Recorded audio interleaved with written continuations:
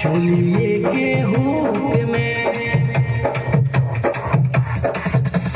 पियावा फसल रहे हमारा चोलिए के हुक में संभरे नहीं जवानी अरे संभरे नहीं जवानी हमारे पानी बारा दुख में पियावा अरे पियावा फसल रहे हमारा चोलिए के हुक में पियावा फसल रहे हमारा चोलिए के हुक में। हेलो हाँ नाचे के नहीं खे हाँ खाली गावे के बाद ठीक है नचवा तो घबरा जाई रेडी आइए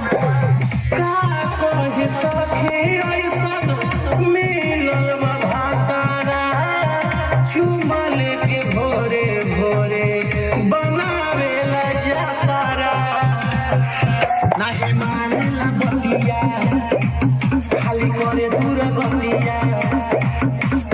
गोली न खाए करे अरे गोली न खाए करे अपना बना दुख में पियावा अरे पियावा फसल रहे हमारा चोलिए के हुक में पियावा फसल रहे हमारा चोलिए के हुक में। तेरा बंदूक में गोली फायर नहीं कर नहीं कर चल लास्ट लास्ट आइए कैसे बा लास्ट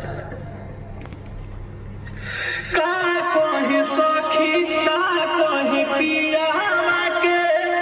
नमहरा जुराजा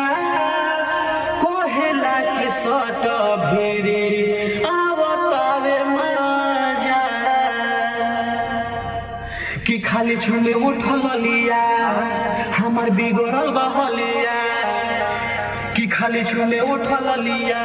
हमार बिगड़ल बहलिया लागे बार बढ़िया अरे लागे बार बढ़िया वो तो दाढ़ी वाला लुक में। इसके बाद तो आप जानते ही हैं कि पियावा हो पियावा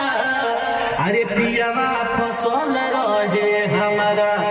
चुरफोलिए के हुक में। क्या बात है चलिए